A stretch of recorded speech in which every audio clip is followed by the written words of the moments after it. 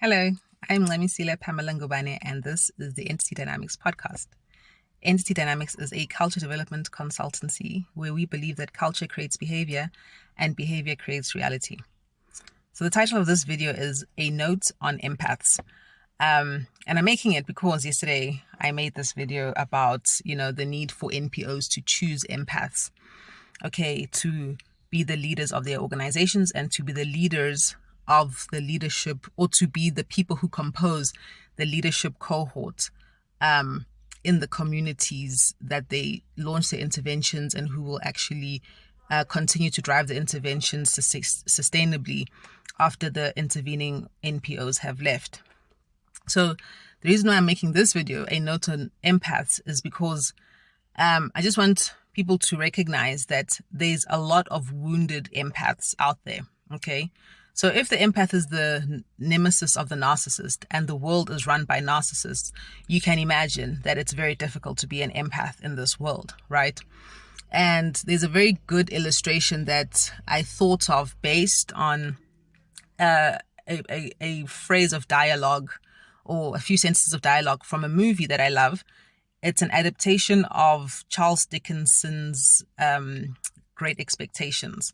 This is the modern adaptation where Gwyneth Paltrow plays Estella and Ethan Hawke plays Finn, but in that movie his name is changed. Where Ethan Hawke plays Pip, but in that movie the name of Pip is changed to Finn. Okay.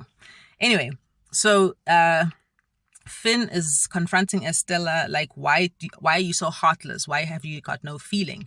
And then she says, imagine a little girl had been told her whole life that if she goes out into the sun, that the sun will hurt her, and basically the sun just doesn't like her. And then you ask her to come out to play and she doesn't. You can't blame her, right? You can't be angry with her for not wanting to go play outside in the sun, because she's been raised to believe it's going to hurt her, right? So this is the metaphor of how her adopted mother, so to speak, or adopted aunt, whatever you can call Mrs. Havisham, teaches Estella that men will break your heart, and so basically you should break their heart first, or you should always shield your heart so that they are unable to break your heart, okay? So the reason why this illustration is pertinent is because imagine now, if you can sort of invert it in a way, imagine the sun, right, gets adopted or somehow taken over, or finds itself greatly influenced by a being that tells it, your shining your light is actually so destructive. And then it shows the being all the deserts and the drought-stricken rivers and the dying animals and the people whose crops have been burnt because of the drought, and says, you see, this is what you do to people. You are so bad. But it doesn't show it the rainforests and the plankton in the oceans that's feeding the whales and the dolphins.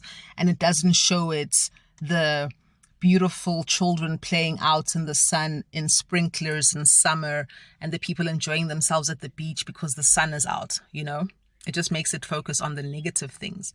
So this is what actually happens to empaths in this world. They get taught that their inclination towards truth, towards love, is actually negative. They get taught that you're being so honest is actually very rude. You're actually being hurtful. You're actually arrogant and prideful. You're full of self-aggrandizement. That's why you keep insisting on telling the truth. They don't make the empath understand that your need to tell the truth is actually a life-affirming thing that you do, because you have love for your fellow human beings. So this is what's happened in this world run by narcissists, because narcissists obviously don't want to be forced to introspect. They don't want to be forced to take accountability for what they've done. They just want everyone to be intimidated by them and to walk the line towards basically mutual assured destruction, to be honest, and so anyone who's going to, in a reasoned and measured way, which is what empaths generally do. In a reasoned and measured way, empath will say, what you're doing is wrong for A, B, C, D, E. You should stop it.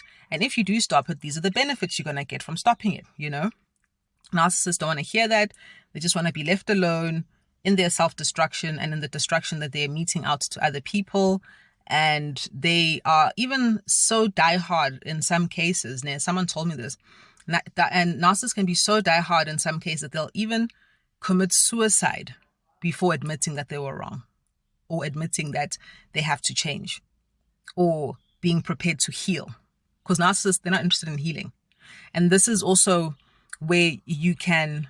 So the character of Estella, you could mistake her for a narcissist, but as you see her character develop in the story, you'll realize she's actually probably just a really wounded soul, or potentially even a wounded empath, okay? Because when an empath is wounded, they can engage in very self-destructive behavior, such as closing their hearts off to love.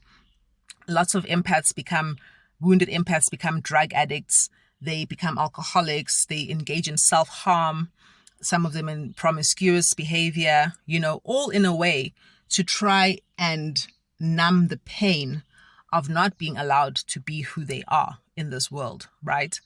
And so that's what you will find sometimes. And so this is another reason why I'm very much concerned about empowering empaths, showing them their beauty and who they truly are, And also why I say you could think Estella was a narcissist is because a lot of narcissists also close their hearts off, also engage in drug addiction and promiscuity.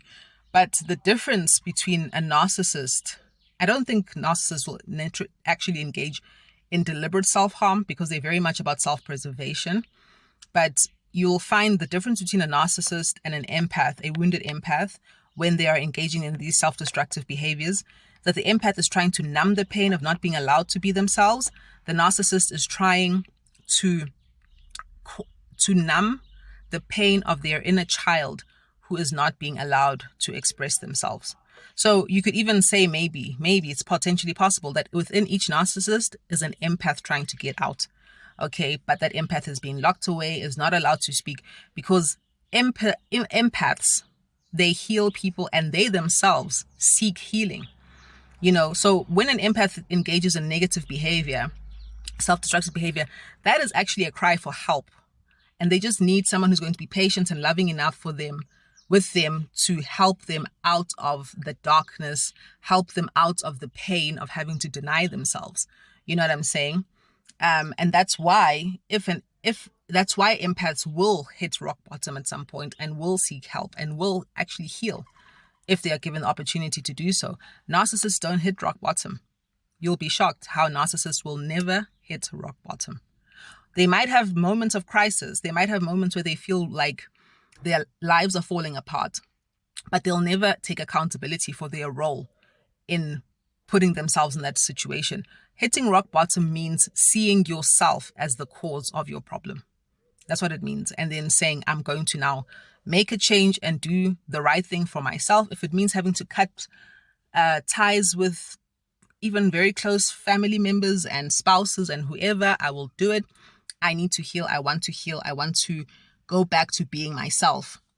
This is what happens with empaths, And so, this is just what I want to point out, is that there are many wounded empaths, but nonetheless, they do still deep down have that desire to make the world a better place, to heal the world, heal the people of the world, And I think one final illustration that displays the difference between narcissists and empaths, and I think I've alluded to this before, but someone goes to hell, and they see a whole bunch of people with very, very big, long forks trying to use these forks to feed themselves, but they can't. They're so unwieldy that it's impossible for them to feed themselves, right, with these forks.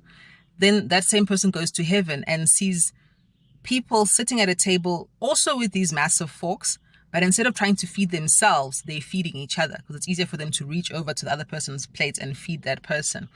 This is a very good illustration of the difference between empaths and narcissists. Narcissists are so caught up in their ego, in their fight or flight mode, that they can't conceive that perhaps their salvation lies in service to others. Whereas the empath knows that by serving others, they will create mutually beneficial relationships that enrich not just themselves, but the whole. So I hope you've enjoyed this, and thank you. Bye.